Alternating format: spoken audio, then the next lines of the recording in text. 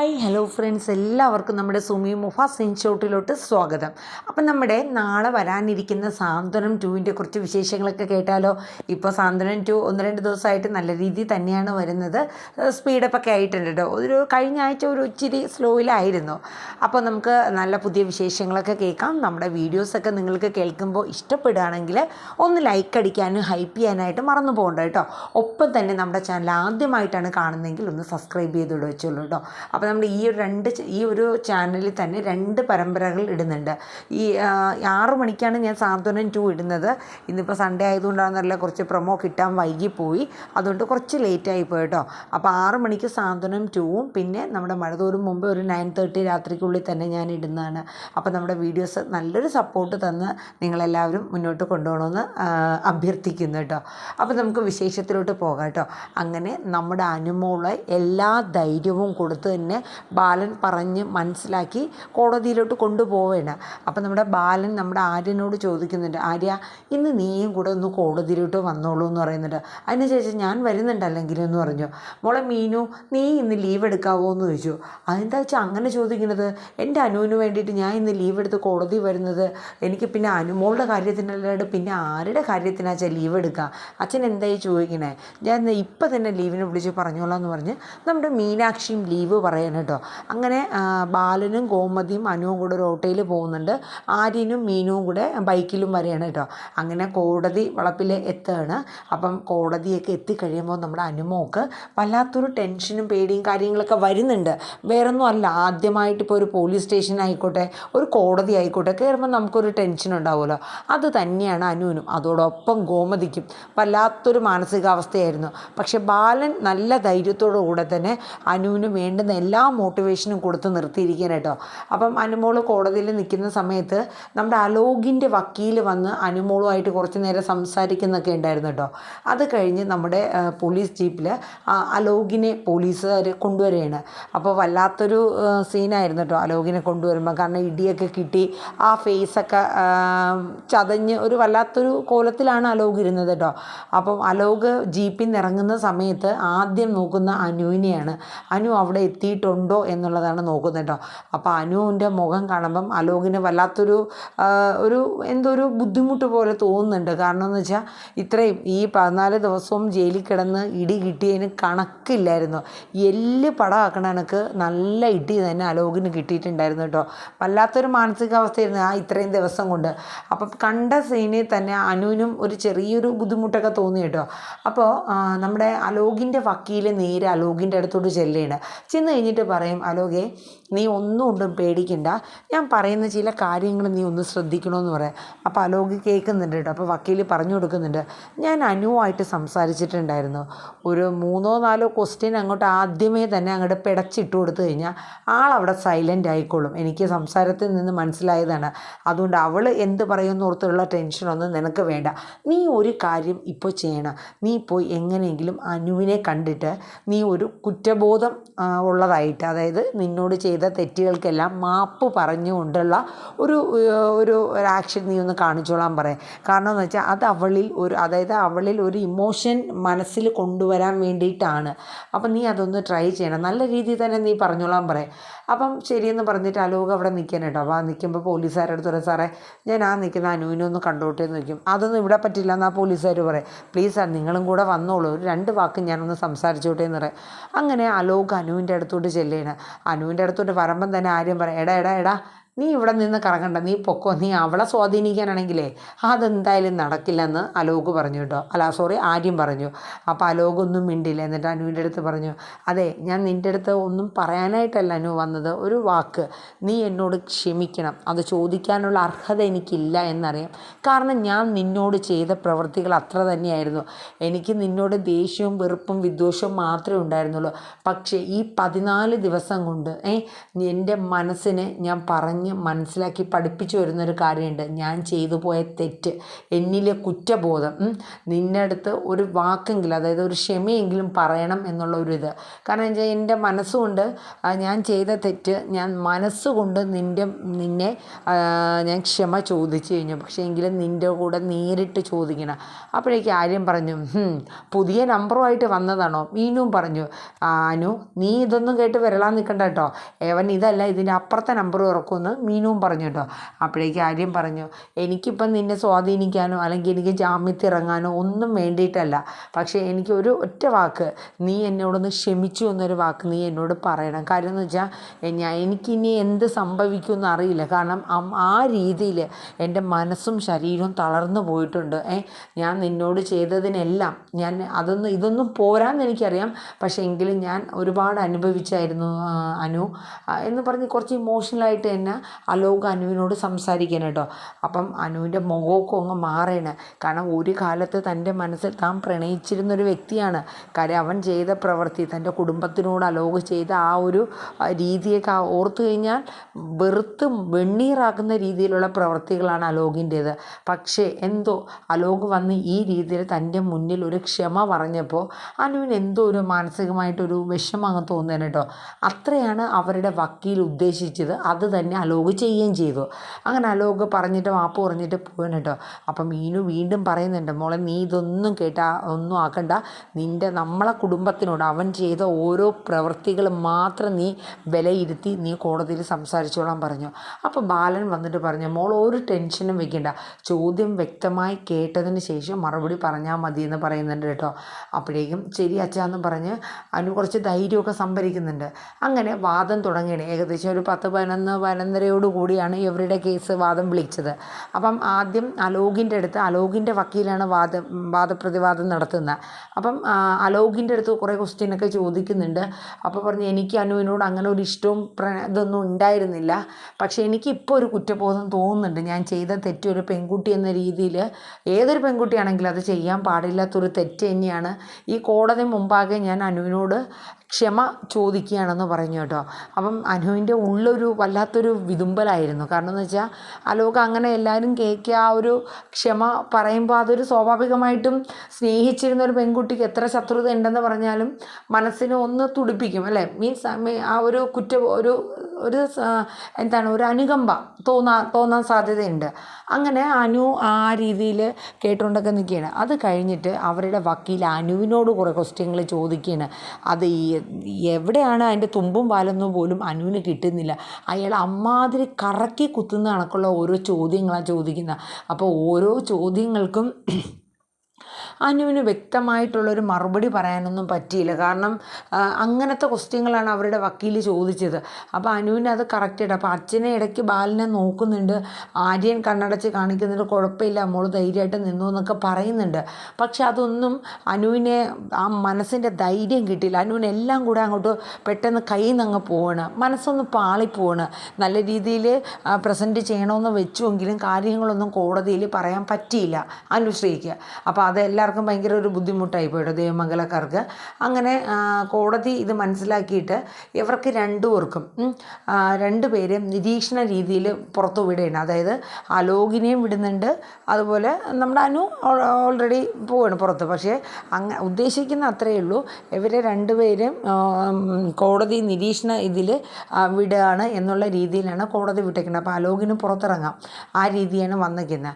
അപ്പോൾ അങ്ങനെ കാര്യങ്ങളെത്തിയ. അപ്പോൾ ഇനിയിപ്പോൾ അലോക് ഈ ഒരു കാര്യം കൊണ്ട് മാത്രം കേസിൽ നിന്ന് പൂർണ്ണമായിട്ടും ഊരി എന്നല്ല, ഇനിയിപ്പോൾ അനുവിനെ നല്ല രീതിയിൽ സ്വാധീനിക്കണം, എന്നാൽ മാത്രമേ ഈ കേസ് അനു പിൻവലിക്കുകയുള്ളൂ. അപ്പോൾ അതിന് വേണ്ടിയിട്ട് അവളെ പുറകെ നടന്ന് കുറച്ച് കഷ്ടപ്പെട്ട് കാര്യങ്ങളൊക്കെ തീരുമാനിച്ചെടുത്താൽ മാത്രമേ ഇതിനൊരു റിസൾട്ട് കിട്ടുകയുള്ളൂ എന്നുള്ളത് അലോകിന് നന്നായിട്ടറിയാം. അപ്പോൾ അലോക് ഇനി അടുത്ത സ്റ്റെപ്പുകൾ അതിലേക്ക് വേണ്ടുന്ന കാര്യങ്ങളാണ് ചെയ്യുന്നത്. അപ്പോൾ ഈ ഇടയിൽ തന്നെ അടിപൊളി ഒരു ട്വിസ്റ്റ് സംഭവം കൂടെ നടക്കുന്നുണ്ട്. നമ്മുടെ ആനന്ദിന് കുറേ കേസുകൾ നമ്മുടെ ഉദയഭാനു വരുന്നു, ഡ്രോ തുറക്കുന്നു എന്നേ ഉള്ളൂ. പക്ഷേ 2-3 ട്രിപ്പ് വന്നിട്ടും ക്യാഷ് എടുക്കുന്ന വീഡിയോ ഇടാനുള്ള വീഡിയോ ഒന്നും കിട്ടിയില്ല. കാരണം ഉദയഭാനുവിനൊന്നും എടുക്കാനും പറ്റിയില്ല. ക്യാഷൊന്നും നമ്മുടെ ഗോമതി സ്റ്റോറിൽ ഇല്ലായിരുന്നു താനും. പക്ഷേ ഇന്ന് നല്ല ഇടിവെട്ട് പണി നമ്മുടെ ഉദയഭാനുവിന് കിട്ടുകയാണ്. അതായത് ഇന്ന് ഉദയഭാനു കറക്റ്റ് ടൈമിന് തന്നെ വന്നു. അതായത് നമ്മുടെ ദേവി മാത്രമുള്ള സമയത്ത് വരികയും വന്ന് ഇത്രയും ദിവസം വരികയും വന്നിട്ട് പോകുമ്പോഴത്തേക്ക് അതിൽ ക്യാഷും കാര്യങ്ങളൊന്നുമില്ല, അങ്ങനെയൊക്കെ ഉള്ള ഒരു രീതിയായിരുന്നു. പക്ഷേ ഇന്നിപ്പോൾ ഉദയഭാനു മാറി നിന്ന് ദേവി ചായ കുടിക്കാനായിട്ട് എന്തോ പുറത്തു പോയി ദേവിയുടെ ഒപ്പം രാമേട്ടനും പോയിട്ടുണ്ടായിരുന്നു. പിന്നെ ആകാശ് മാത്രം ആ കടയിലുണ്ടായിരുന്നത്. ആ മണ്ടനെ പറ്റിക്കാൻ എനിക്ക് വളരെ എളുപ്പമാണല്ലോ. അങ്ങനെ നമ്മുടെ ആകാശ് മാത്രമുള്ളപ്പോൾ നമ്മുടെ ഉദയഭാനു കയറി ചെല്ലുകയാണ്. മോനെ, ആഹാ ഇതാരാ ഉദയഭാനു സാറാണോ? അങ്ങൾ വാ ഇരിക്കുന്നൊക്കെ പറഞ്ഞ് ആകാശ് പിടിച്ച് ഇരിക്കാനൊക്കെ പറയണം. എന്താണെന്നറിയില്ലടാ മോനെ, കാലിന് വല്ലാത്തൊരു കോച്ചി പിടിക്കില്ല, എന്താ ചെയ്യണേന്നും പറഞ്ഞ് ആ ക്യാഷ് കൗണ്ടറിൻ്റെ ചെയറിൽ തന്നെ ആശാൻ പതുക്കെ ഇരിക്കും കേട്ടോ. എന്നിട്ട് പറയും, ഇന്ന് നിന്നെ കാണാനായിട്ട് മാത്രമാണ് ഞാൻ വന്നത്. അയ്യോ അങ്കിളെ അതെയോ, എന്തായിരുന്നു? അല്ല നീ അന്നൊരു സ്ഥല കച്ചവടത്തിൻ്റെ കാര്യം പറഞ്ഞില്ലായിരുന്നോ? നമുക്കിന്ന് അത് പോയി നോക്കി പറ്റുമെങ്കിൽ ഇന്ന് തന്നെ അത് രജിസ്ട്രേഷൻ നാളെയായിട്ട് അങ്ങോട്ട് ചെയ്യാനുള്ള പരിപാടികൾ നോക്കാം. അയ്യോ അങ്കിളെ ഇപ്പം ദേവിയേട്ടത്തി ഇല്ല, രാമേട്ടനും ഇല്ല, അപ്പം വരാൻ പറ്റില്ല. അല്ല അവർ വന്നിട്ട് മതി, നമുക്ക് പോവാം. അപ്പം കസ്റ്റമർ 1-2 പേര് വരണം കേട്ടോ. അപ്പം അങ്കിളെ ഞാൻ ഈ കസ്റ്റമറിന് സാധനം ഒന്ന് എടുത്ത് കൊടുക്കട്ടെ. മോൻ പണി നടന്നോട്ടെ, ഞാൻ ഇവിടെ ഉണ്ട്, പേടിക്കണ്ട, ധൈര്യമായിട്ട് എടുത്ത് കൊടുത്തു എന്ന് പറയും കേട്ടോ. അങ്ങനെ ആ കസ്റ്റമറിന് സാധനം എടുത്ത് കൊടുക്കുന്ന സമയത്ത് ഉദയഭാനു ഡ്രോ തുറക്കുമ്പോഴത്തേക്ക് ബാങ്കിലേക്ക് അടയ്ക്കാനുള്ള ഒരു 10-30,000 രൂപ നമ്മുടെ ദേവി റബ്ബർ ബാൻഡൊക്കെ ഇട്ട് എണ്ണി തിട്ടപ്പെടുത്തി അവിടെ വെച്ചേക്കായിരുന്നു. ആകാശിന് ദേവി വന്നിട്ട് വേണം അതുകൊണ്ട് ബാങ്കിലിടാൻ. ബാലൻ അതെല്ലാം പറഞ്ഞ് ഏൽപ്പിച്ചിട്ടാണ് പോയിരുന്നത്.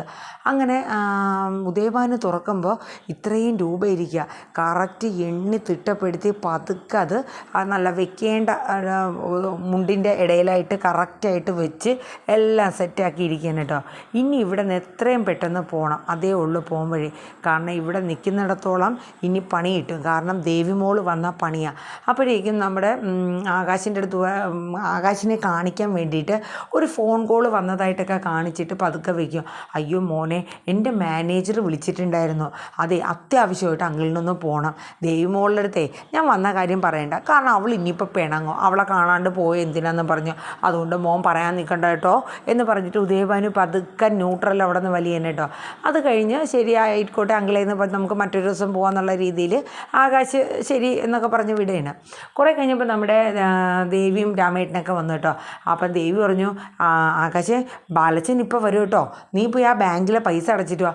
ഞാൻ നോക്കിയിരിക്കുക, ദേവേട്ടത്തിൽ വരാത്തോണ്ടാണ് ഞാൻ പോകാത്തത്, വേഗം പൈസ എടുത്ത് തന്നെ ഞാൻ വേഗം പോയിട്ട് വരാം, ഇല്ലെങ്കിൽ ഇനി അച്ഛൻ വന്നു കഴിഞ്ഞാൽ അതിന് ചീത്ത കേൾക്കേണ്ടി വരുമെന്ന് പറഞ്ഞു. അങ്ങനെ നമ്മുടെ ദേവി ഡ്രോ തുറക്കുമ്പോൾ ക്യാഷ് അവിടെ കണ്ടില്ല. ഇവിടെ ഇല്ലല്ലോ ആകാശേ, ഇവിടെ ഞാൻ എണ്ണി തിട്ടപ്പെടുത്തി വെച്ചിരുന്ന കാശ് നീ എടുത്തായിരുന്നോ? ഇല്ല ഏട്ടത്തി വരാണ്ട് ഞാൻ ആ കാശ് എടുത്തിട്ട് കാര്യമില്ലല്ലോ, നിങ്ങൾ വന്നിട്ടല്ലേ എനിക്ക് പോകാൻ പറ്റുള്ളൂ, ഞാൻ എടുത്തില്ല. അല്ല ആകാശേ, ഇവിടെ ഇരുന്ന ക്യാഷ് കണ്ടില്ലല്ലോ. കണ്ടില്ലാന്നോ?